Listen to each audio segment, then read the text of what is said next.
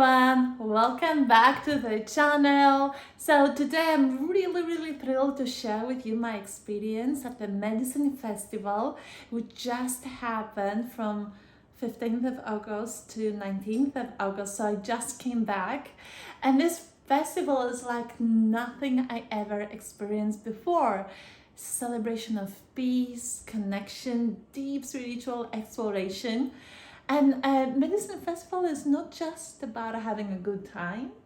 It's not just about having fun. And don't get me wrong, you will have a great time. You will have fun. But it's more like it's a gathering for those who want to reconnect with themselves, with others, and the earth. It's all about healing and harmony inside out. Now, before we get started and before I start sharing with you my key highlights, I really want to invite you to subscribe, like, comment on this channel, and also share in the comments your own favorite festival experiences. I'd love to hear your stories too.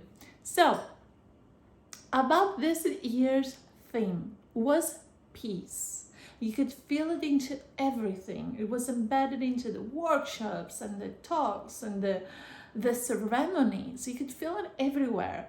And it's interesting when it comes to the festival, because there are tents dedicated to certain themes, to certain topics. So there is a tent dedicated to yoga, another to family, to men's and women's well-being, to yoga nidra, like different themes. So there is something there for everyone. That's what I'm trying to say, I guess. So I started off the festival pretty spontaneously, as really intentional to be very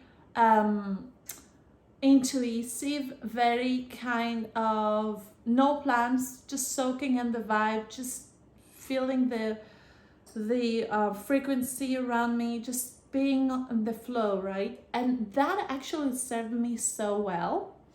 But as the days went on, I then said to myself, you know what? It's a good idea to start making sure that I attend some amazing workshops and talks. And I'm so glad I did. So the first talk I attended was called The Path of the Sacred Union by Rita Hayes. And there are some things said that actually I want to share with you guys and really inspired me.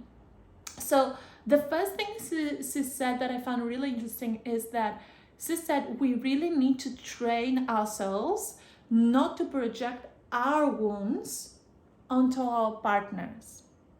Because when we do, we end up bleeding our emotions into our intimate relationships.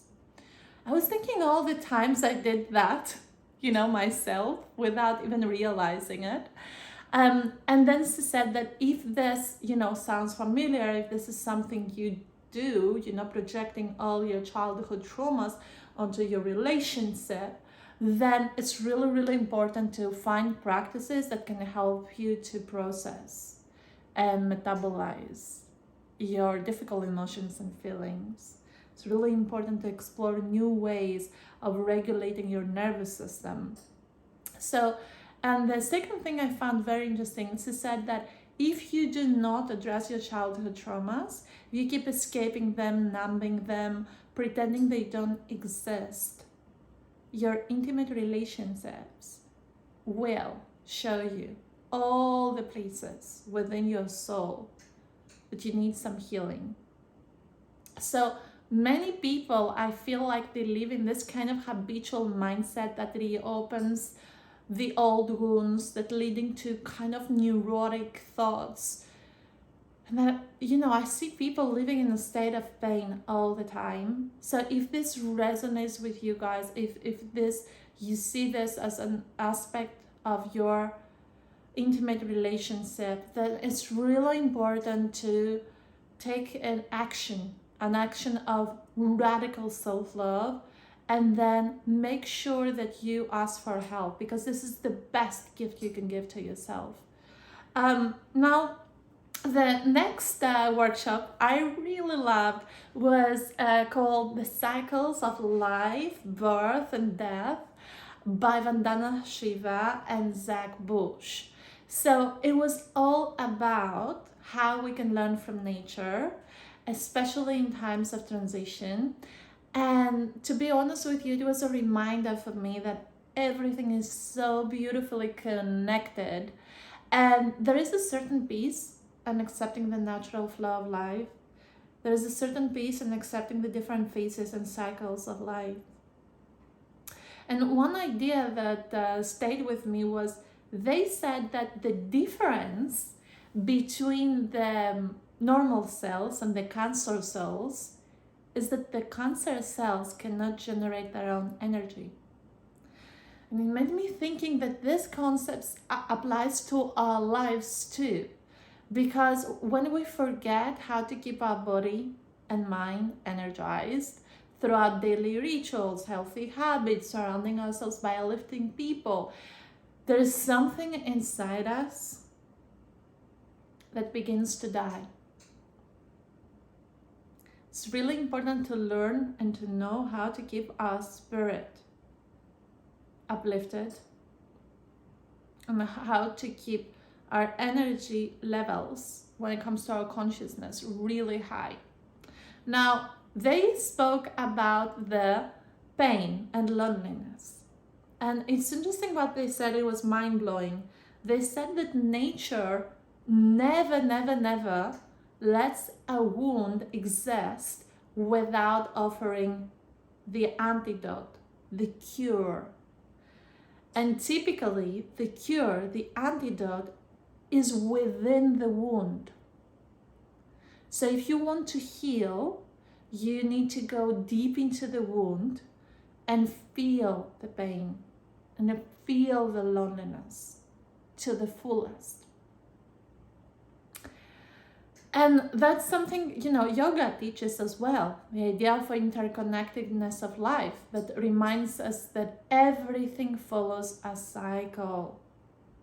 Now, a last thing they said, and I was like, wow, that's mind-blowing. They said, if you are a pessimist, you can't be an activist. And I was thinking that in our lives, it's really essential, guys, to keep the hopeful, to keep the inspiring, the romantic parts of ourselves alive. And we can do this through poetry, through dancing, through music, through meditation. But if we want, then it's what I said earlier, like something dies inside us. We start becoming like almost kind of soulless. We start like losing our capacity to generate as human beings our own energy, our life force. The next standout for me was in the medicine festival was actually joining a workshop which is all around samurais. So that workshop was the samurai sword training led by the Zen samurai.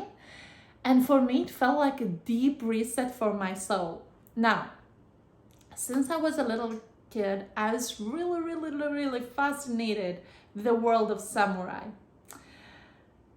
And I thought, as they show in these Hollywood movies, that samurais are all about, our warriors are all about fighting and fighting hard and fighting fast and this and that. But then at this workshop, they actually said that this is not true.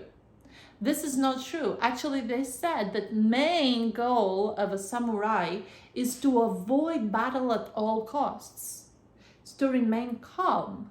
It's to not give in to emotions. The main goal for a samurai is to learn how to rebalance their energy levels, the gravity within their body, by tapping into the 5 elements.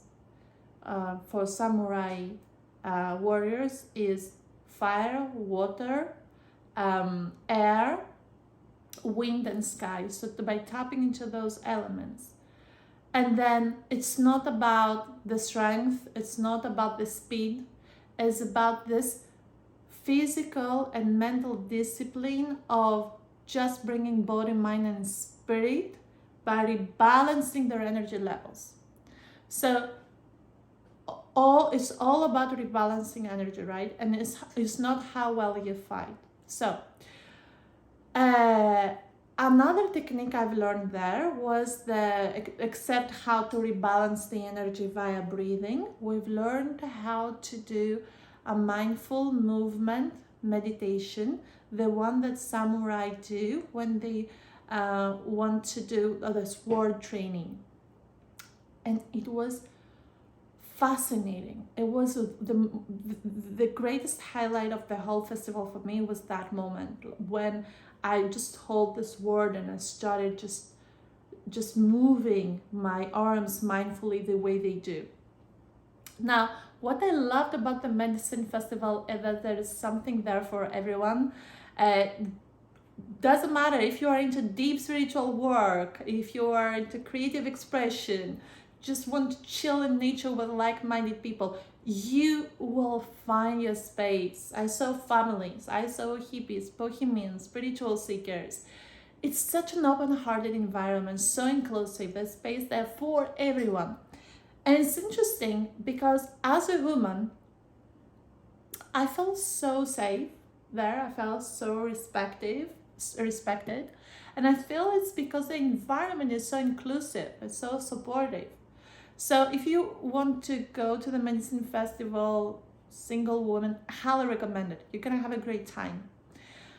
Now, if you ask me about the music, there are all types of music. So there's tribal, African vibes music, there's house and electro and more meditative kind of, like everything.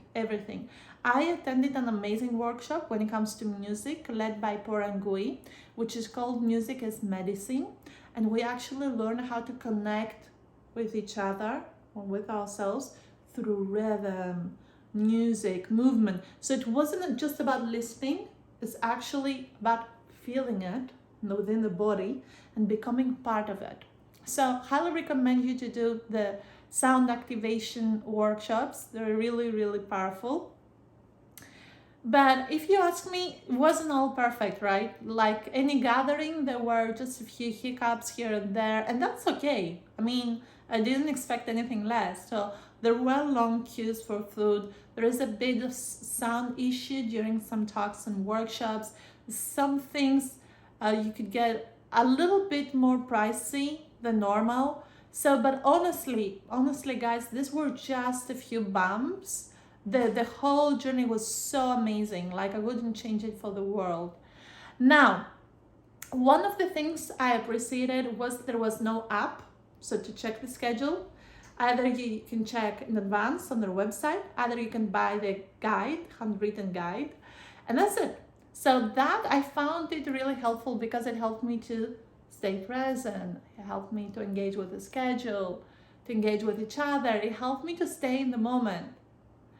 And also I drank ceremonial cacao, just for you to know, like first time in my life, and it didn't taste great, but it was amazing when it comes to helping me feel re-energized, because when you walk long hours, you really need a quick pick-me-up. So it really helped me. And now as the sun set, on the final day, I felt this deep sense of peace. I felt this deep sense of satisfaction and fulfillment. I felt like, oh gosh, I'm so glad I said yes to this opportunity, because Medicine Festival isn't just an event. It's an experience, an immersive experience that stays with you for a very long time. It's that reminder, guys, that we are all part of something bigger, greater, something beautiful. So that's my journey, medicine kind of experience. If you ever get the chance to go, do it. It's a life-changing experience. And if you're into this kind of content, just make sure you like, you subscribe, you share your own festival experience in the comments below. And until next time, guys, stay connected, stay peaceful, keep exploring.